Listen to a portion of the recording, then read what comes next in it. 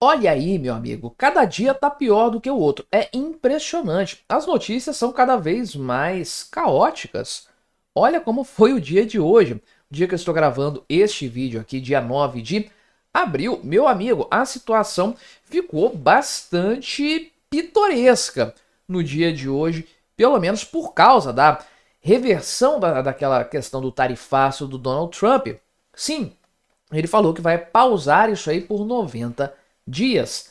E aquilo que a gente viu acontecendo ontem, no dia anterior ao que eu estou gravando este vídeo aqui, porque vai ao ar na quinta-feira provavelmente, o que a gente viu acontecer se reverteu por completo. Olha, a bolsa de valores, as bolsas, né, dos Estados Unidos dispararam por causa desse anúncio do Donald Trump, de maneira que o S&P, por exemplo, o S&P 500 teve o melhor resultado, a melhor alta desde 2008, meu amigo.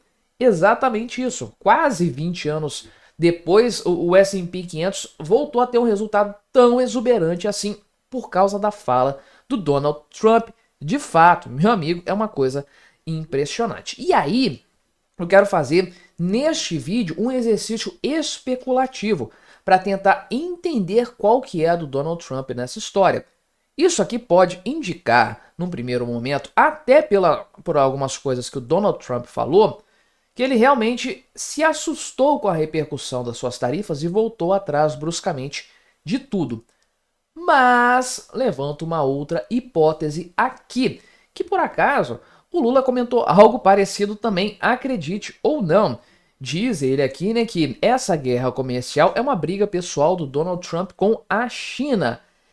E se no fim das contas o Donald Trump fez exatamente o que ele já estava prevendo, o que ele já havia planejado fazer e conseguiu exatamente os efeitos que gostaria de alcançar?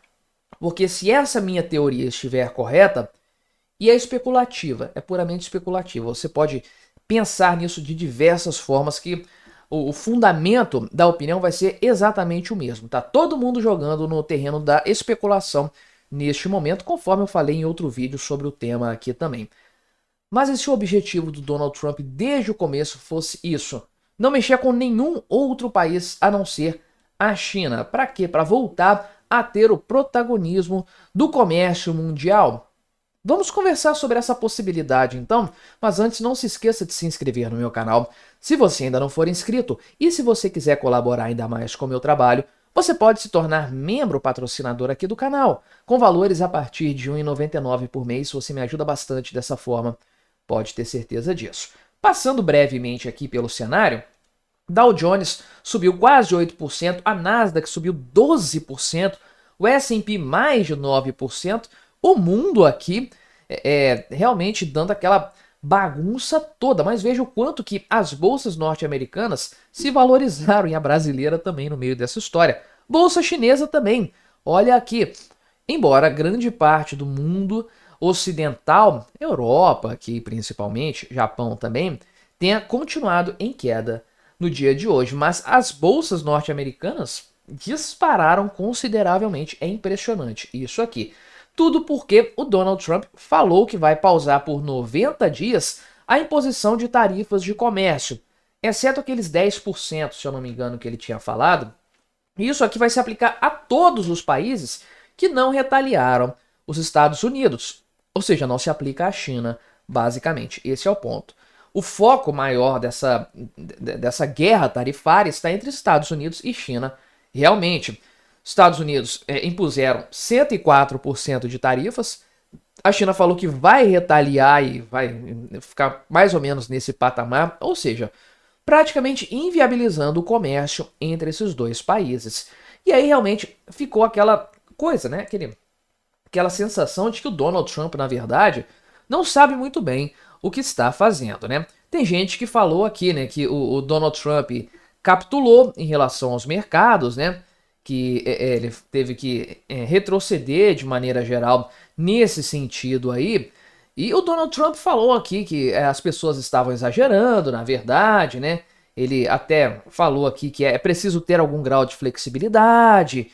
Ele falou que os mercados ficaram um pouco assustados, né? as medidas estavam saindo um pouco da linha, então ele voltou atrás nesse sentido, né? Você precisa ter flexibilidade.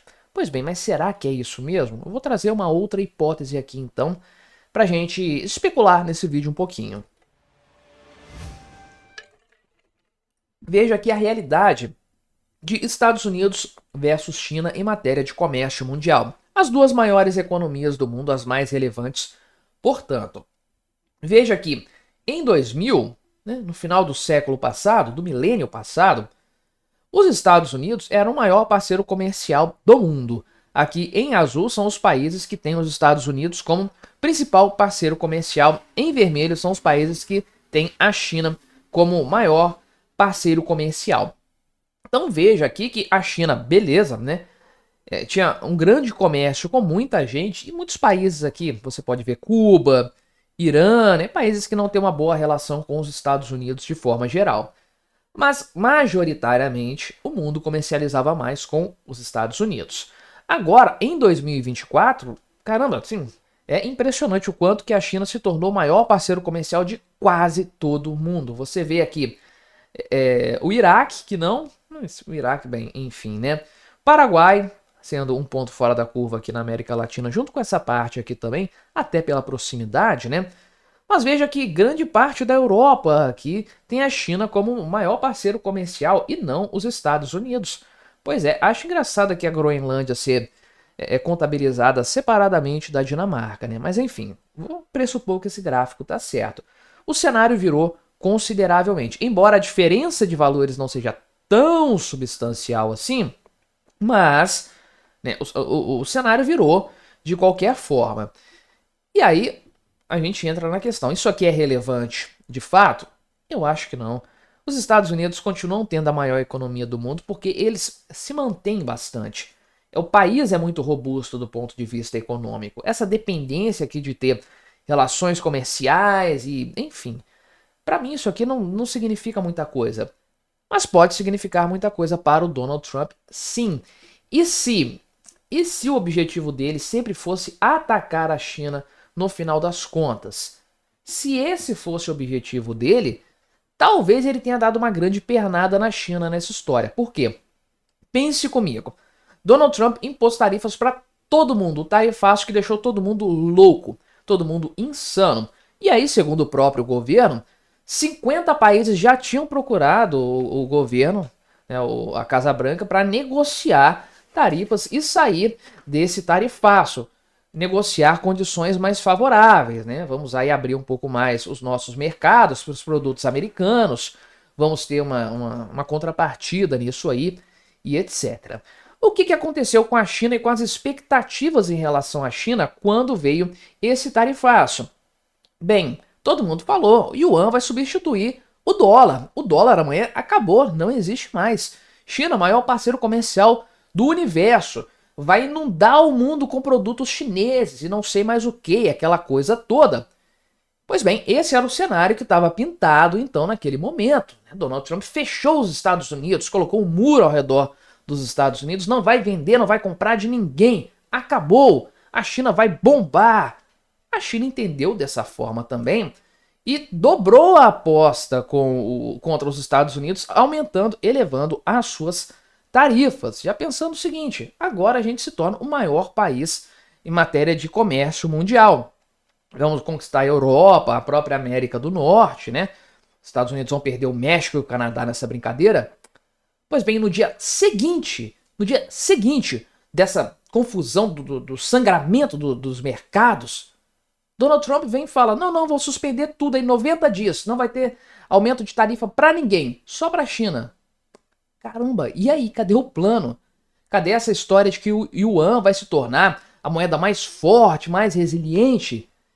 E aí a China tá com um problemaço, porque ela vai inundar o mundo com os produtos dela agora, a situação tá igual antes, com a diferença de que é uma boa vontade dos países para com os Estados Unidos, que pode sim acabar se revertendo em menores tarifas de forma bilateral.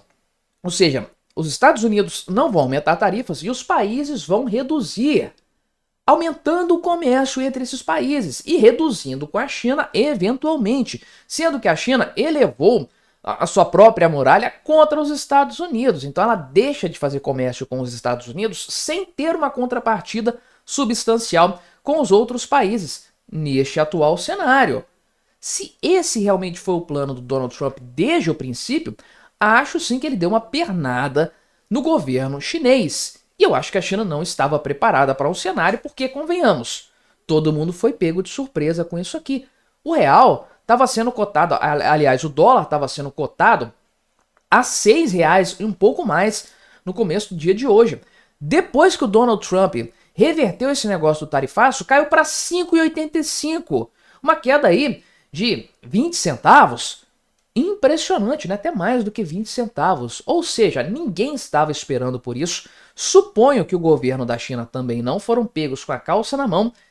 E o Donald Trump acabou se saindo bem nessa história. Se esse foi o objetivo dele desde o início, e se esse é o motivo pelo qual ele tomou essa medida, eu não sei. Pode ser que realmente ele tenha afrouxado, não aguentou a pressão e voltou atrás. Mas tendo a acreditar que isso aqui é muito mais benéfico para os Estados Unidos do que para a China, sem sombra de dúvidas. Mas me diga aí, o que você achou dessa minha teoria, dessa minha análise? Colabore com o nosso debate, se inscreva no meu canal se você ainda não for inscrito e até a próxima.